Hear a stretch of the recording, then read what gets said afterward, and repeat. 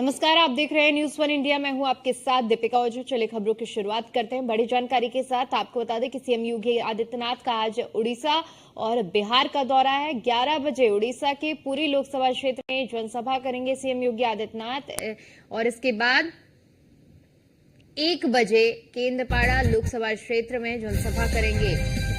साथ ही आपको बताते चले कि उड़ीसा के बाद शाम 4 बजे बिहार पहुंचेंगे सीएम योगी और पूर्वी चंपारण लोकसभा क्षेत्र में जनसभा को संबोधित करेंगे। शाम 5 बजे पूर्वी चंपारण लोकसभा क्षेत्र में जनसभा को संबोधित करेंगे सीएम योगी आदित्यनाथ। तो बड़ी अपडेट आपके साथ साझा कर रहे हैं और इसी कड़ी में आपको बताते चले कि सीएम योगी आदित्यनाथ आज उड़ीसा और बिहार के दौरे पर रहने वाले हैं। बताया जा रहा है कि 11 बजे सीएम योगी उड़ीसा पहुंचेंगे और पूरी लोकसभा क्षेत्र में जनसभा को संबोधित करेंगे और इसके बाद 1 बजे केंद्रपाड़ा लोकसभा क्षेत्र में जनसभा को संबोधित करेंगे।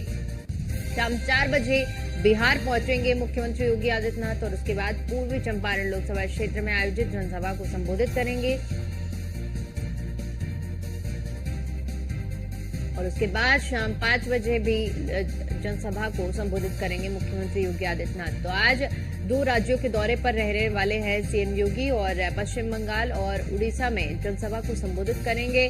साथ ही साथ आपको बताते चले कि भारतीय जनता पार्टी के पक्ष में माहौल बनाने का काम सीएम योगी आदित्यनाथ करेंगे। तो 11 बजे उड़ीसा के पूरी लोकसभा क्षेत्र में मुख्यमंत्री योगी आदित्यनाथ जनसभा को संबोधित करेंगे और उसके बाद 1 बजे भी केंद्रपाड़ा में जनसभा को संबोधित करेंगे मुख्यमंत्री योगी आदित्यनाथ। इसके बाद बिहार के लिए रवाना होंगे और बिहार में 2 जनसभाएं हैं, उन दोनों जनसभाओं को सीएम योगी आदित्यनाथ की ओर से संबोधित किया जाएगा। तो कुल मिलाकर अगर देखा जाए तो उड़ीसा और बिहार का आज का दौरा बेहद अहम रहने वाला है। मुख्यमंत्री योगी आदित्यनाथ दोनों ही राज्यों में जनसभाओं को संबोधित करेंगे। ओडिशा में 2 जनसभा आयोजित की जाएंगी, जिसमें 11 बजे एक जनसभा का समय निर्धारित है और 1 बजे जनसभा का समय निर्धारित है। और इसके बाद आपको बता दें कि बिहार के लिए रवाना होंगे और साथ ही साथ क्योंकि लोकसभा चुनाव के लिए अब अंतिम 2 चरण का मतदान रह चुका है और 25 तारीख को 6वें चरण का मतदान होगा और इसके बाद 4 जून को नतीजे घोषित होंगे। लेकिन इससे पहले भारतीय जनता पार्टी के पक्ष में माहौल कैसे बनाना है, इसकी रणनीति भी भारतीय जनता पार्टी की ओर से पूरी तरह से तैयार कर ली गई है और भारतीय जनता पार्टी के वो बड़े चेहरे हर एक राज्यों में जाकर भारतीय जनता पार्टी के पक्ष में माहौल बना रहे हैं।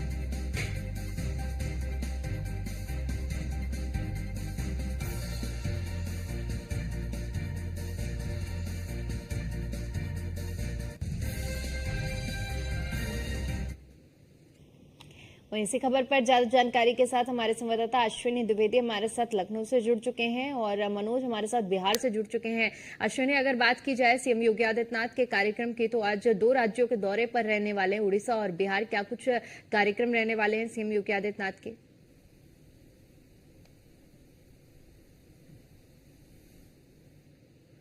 भी आज जो है चुनावी प्रचार के लिए जा रहे हैं। अगर बात करें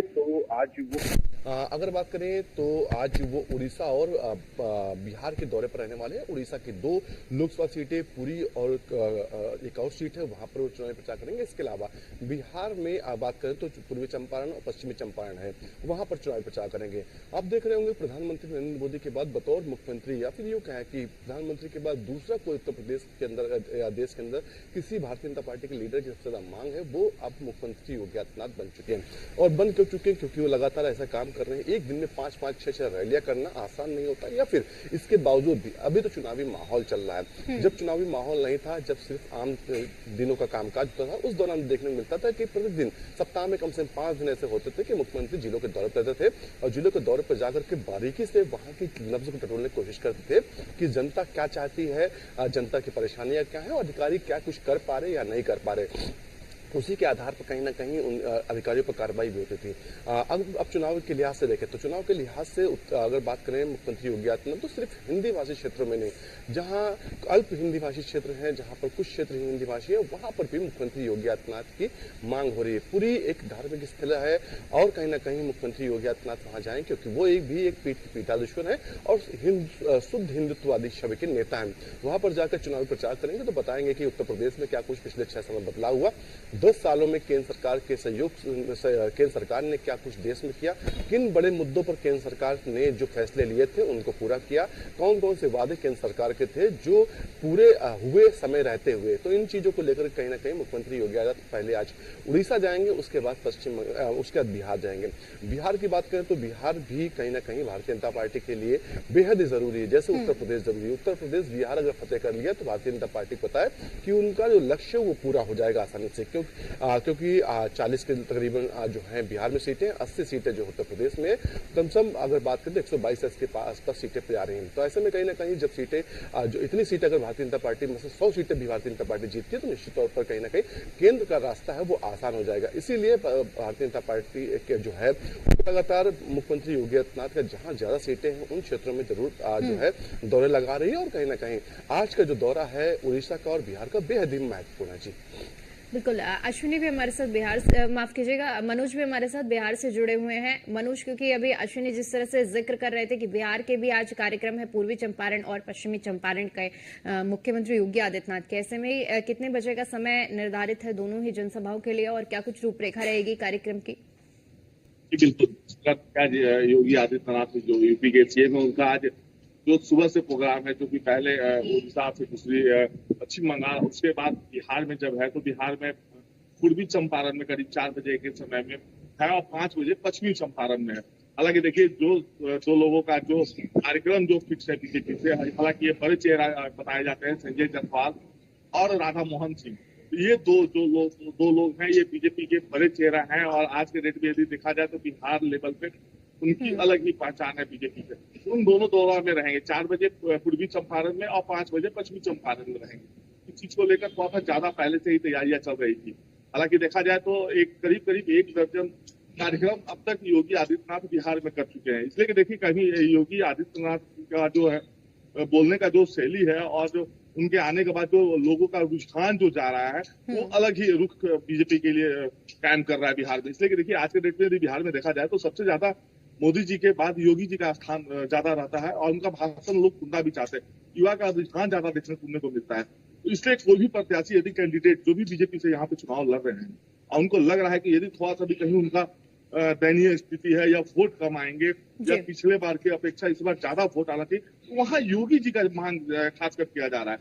हालांकि देखिए ना, झारखंड की यदि बात करें तो झारखंड में भी योगी जी का भी प्रोग्राम कई बार वहाँ पे योगी जी का थोड़ा सा अलग जो आने के बाद लोगों में माहौल क्रिएट हो रहा है और जिस माहौल से बीजेपी का जो 400 का पार का ये लोग जो कह रहे हैं, तो हो सकता है कहीं ना कहीं उसमें अहम भूमिका निभाने का काम करेंगे योगी का ये जो बिहार दौरा होगा। बिल्कुल मनोज, क्योंकि आप जिस तरह से जिक्र कर रहे थे और ऐसे में अगर समीकरण समझा जाए पूर्वी चंपारण और पश्चिमी चंपारण दोनों ही जगह जहां पर दोनों ही लोकसभा क्षेत्रों में आज सीएम की रैली होने वाली है, ऐसे में जनसभा के जरिए जनता को साधने का प्रयास भी सीएम करेंगे, क्या कुछ समीकरण बैठ रहा है इन दोनों ही लोकसभा क्षेत्रों में जो प्रत्याशी भारतीय जनता पार्टी की ओर से उतारे गए हैं? जी देखिए, पहले से वहां पे पूर्व अध्यक्ष के तौर पे जाने जाते हैं। हालांकि संजय जायसवाल पहले भी यहाँ पे प्रदेश अध्यक्ष रह चुके हैं और बीजेपी के, और उनका थोड़ा सा अलग ही रुझान रहा है। जो भी वहाँ पे उनका कार्यक्रम वगैरह जो वहाँ पे जो लगाए जा रहे हैं और वरीय नेताओं का, तो ये उनके सहानुभूति के लिए जा रहे हैं। देखिए जहां तक बीजेपी की जो लहर है, मोदी जी की जो लहर है, इस लहर में करीब पिछले बार देखा जाए तो 39 सीट बिहार देने का काम किया था। इस बार थोड़ा सा कुछ लोग नाराज हैं, जहां यदि देखा जा रहा है कि कहीं बीजेपी के कुछ ऐसे लोगों को बाहर के जो पैराशूट प्रत्याशियों को लेकर दिया गया, इससे जनता थोड़ा सा ज्यादा नाराज दिख रही है। हालांकि यदि देखा जाए तो देखिए पूर्वी चंपारण और पश्चिमी चंपारण जो है बीजेपी के लिए सुरक्षित सीट माना जा रहा है और लगातार वहां से बीजेपी के कहीं ना कहीं ज्यादा समर्थन देखने को मिलता रहा है शुरू से ही। लेकिन अब इस बार जो अब योगी जी के आने के बाद जो अभी आंकड़ा जो लगाई जाती थी कि कहाँ 25,000 हुआ करता था, कहीं 1.5 लाख हुआ करता था, अब इस बार देखा जाता है कि जो उनके प्रत्याशी का जो वोट आएंगे वो 2 लाख से ऊपर आएंगे, तो ऐसा अनुमान बनाया जा रहा है। लेकिन यही देखा, यदि पूरी बिहार की समीकरण यदि देखी जाए तो देखिए 40 सीट में करीब बीजेपी को 22 से 24 जाने का अनुमान लगाया जा रहा है। इसलिए कि जो परिवारवाद वाली जो बातें आ चुकी है बिहार में, तो कहीं ना कहीं देखिए अभी जहाँ यदि चिराग जी की बात कर ले तो उनको जो सीटें दी गई है उसमें करीब 1 से 2 सीट ही चिराग जी के हाथ में जाने वाला है। तो कहीं तो जिस प्रकार जो समीकरण और जो जदयू को दिया गया है जदयू के भी कुछ ऐसे कैंडिडेट को दे दिया गया है टिकट जहां से निकलना मुश्किल है। वहां पे महागठबंधन पहले से ही हावी है। तो इस तरह वो जो समीकरण इस बार देखा जा रहा है, जो 400 का पार का जो लहर है, तो इसको भी देखते हुए और यहाँ पे देखा जा रहा है कि पहले पिछले बार 39 था, इस बार कम से कम होता आंकड़ा नजर आएगा।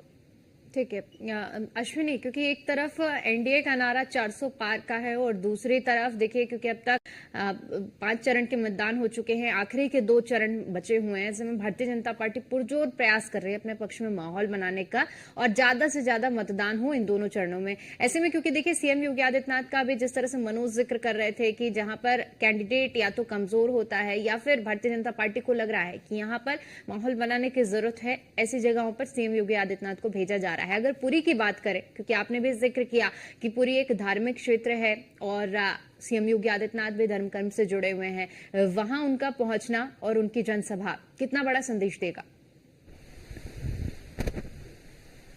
बिल्कुल ऐसा कहना थोड़ा मुश्किल होगा कि सिर्फ जहां पर कोई कमजोर प्रत्याशी होता है वहीं पर मुख्यमंत्री योगी आदित्यनाथ प्रचार करते हैं। कई सीटें ऐसी हैं जहां पर भारतीय जनता पार्टी की उम्मीदें होती हैं, जनता की उम्मीदें 100% जीतने वाली, इसमें लखनऊ भी शामिल है।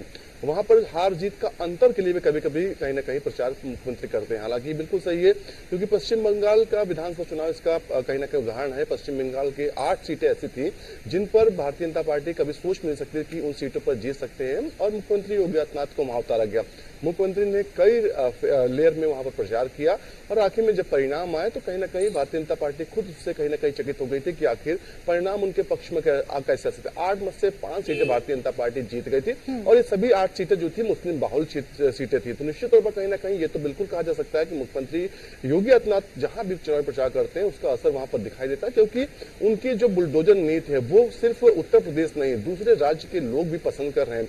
आप तमाम बार देखिए कि उत्तराखंड में हुआ या फिर मध्य प्रदेश में हुआ, राजस्थान में हुआ, कोई कांड हुआ, कोई हादसा हुआ तो उसके बाद कहीं ना कहीं लोगों ने डिमांड की कि उत्तर प्रदेश की जो नीति है वो अपनाई जाए, या फिर ये भी कहा गया कि बाबा को कुछ दिन के लिए यहाँ पर मुख्यमंत्री बना दिए। इस तरह के मीम्स वायरल हुए। आखिरी में देखा गया कि वहां की सरकारों को मजबूरन वो कार्रवाई करनी पड़ी जो उत्तर प्रदेश में बुलडोजर चलवाना पड़ा। तो निश्चित तौर पर कहीं ना कहीं ये छवि जो है मुख्यमंत्री ने खुद कमाई है, क्योंकि गुंडा राज, माफिया राज और जो कानून व्यवस्था से उससे खिलवाड़ करने वालों के खिलाफ उन्होंने सख्त कार्रवाई की और कहीं ना कहीं इसी के लिए 3 दशक के बाद में कोई सरकार उत्तर प्रदेश में रिपीट हो पाई। तो निश्चित तौर पर कहीं ना कहीं सिर्फ उत्तर प्रदेश में, दूसरे राज्यों में भी इनका असर दिखाई देता। दूसरी ओर क्योंकि ये शुद्ध हिंदूवादी छवि इनकी है, स्पष्ट हिंदूवादी छवि है और कहीं ना कहीं ऐसे में इनका इस्तेमाल भरपूर किया जाता है जहां पर भी लगता है भारतीय जनता पार्टी की जो उनका जो थोड़ी कमजोर हो सकते हैं वहां पर, या फिर वहां पर मामला कंपटीशन टफ है, तो वहां पर मुख्यमंत्री को उतार के कहीं ना कहीं भारतीय जनता पार्टी के जो प्रत्याशी होता है उसके पक्ष में जो है माहौल बनाने की कोशिश की जाती है। अमूमन देखने को मिल रहा है कि अलग अलग राज्य हैं, वहां से लोकल लीडरशिप है, वहां की डिमांड होती है कि मुख्यमंत्री योगी आदित्यनाथ के उनके यहाँ दौरे लगाए जाएं। अमूमन आपको किसी मतलब मुख्यमंत्री के लिए डिमांड नहीं आती, यहाँ प्रधानमंत्री की जरूर डिमांडें आती हैं बड़े नेताओं के लिए, लेकिन मुख्यमंत्री के लिए ये डिमांड कोई राज्य नहीं करता है कि उनके यहाँ इस प्रदेश के मुख्यमंत्री का दौरा लगाया जाए, लेकिन ये सिर्फ उत्तर प्रदेश के मुख्यमंत्री के लिए डिमांड आती है। अभी हाल ही में देखा गया पंजाब से डिमांड आई, पंजाब के प्रदेश अध्यक्ष हैं, उन्होंने मांग की है मुख्यमंत्री योगी आदित्यनाथ से कि वो अपना समय उनके लिए दें, उनके राज्य के लिए दें और कुछ जो उनकी जो प्रत्याशी हैं कुछ उनके लिए चुनावी प्रचार करें। निश्चित तौर पर ऐसे में कहीं ना कहीं समझा सकता है कि उनकी कितना हाई प्रोफाइल हो चुके हैं। सिर्फ प्रधानमंत्री के बाद अगर डिमांडिंग पर्सन है उत्तर प्रदेश में भाजपा में तो वही है और कहीं ना कहीं उनका भरपूर इस्तेमाल भी भारतीय जनता पार्टी अलग अलग चुनाव में कर रही थी।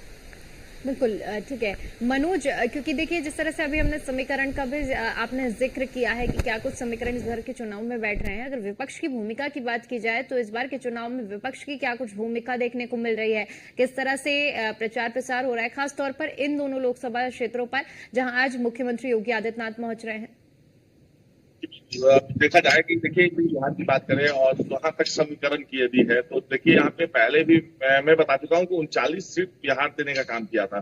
बिहार के कुछ लोगों की नाराजगी भी रही है और एक सबसे बड़ी अहम बात रही है कि जो अग्निवीर जो था, ये जो रूल आया था तो ये मोदी जी के रीजन में आया था। और देखिए ना कहीं पर भी आर्मी में, फोर्स में यदि देखा जाता है तो बिहार के लोग देखे जाते हैं। बिहार में यदि देखा जाए तो पूर्वी चंपारण और पश्चिमी चंपारण की अहम भूमिका होती है। बिहार रेजिमेंट स्पेशल रखा गया है। अब उसमें जो 4 साल वाली जो जॉब है उसमें जो अग्निवीर वाले में जो इस तरह जो नए छात्र जो थे उभर के आए हुए थे नौकरी के लिए, अब उनको काफी ठेस लगा। उससे कहीं ना कहीं ये जो है ग्रोथ गिरता जा रहा है बीजेपी का, और उससे जहां 39 सीटें जा रही थी, अब यहाँ आंकड़ा लगाया जा रहा है कि 22 से 24 सीट ही जा पाएगी। तो वो वोट भी कहीं ना कहीं अब साइलेंट हो चुका है।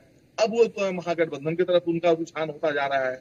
यदि झारखंड की भी बात करें तो झारखंड में 13 सीट देने का काम, 12 सीट देने का काम किया था। उसके बाद वहां पे 14 सीट में इस बार लग रहा है कि 7 से 8 सीट से ज्यादा नहीं जा पाएगा। तो ये आंकड़ा झारखंड का लगाया जा रहा है। तो ये कहीं ना कहीं जहां फैक्टर बनता जा रहा है। रहा योगी आदित्यनाथ जी का आना और मोदी जी का आना, तो देखिए राजनाथ सिंह जी का आना, तो ये कहीं ना कहीं बहुत ज्यादा असर पड़ता है। अब वहां पे बीजेपी को जहां लग रहा है कि हमारी कैंडिडेट जो है वहां पे जा रहा है, वो सीट वीक होता जा रहा है, उसके लिए ये लोग उस समुदाय के बड़े नेता, राष्ट्रीय केंद्रीय मंत्रियों को लेकर वहां पर रखा जा रहा है।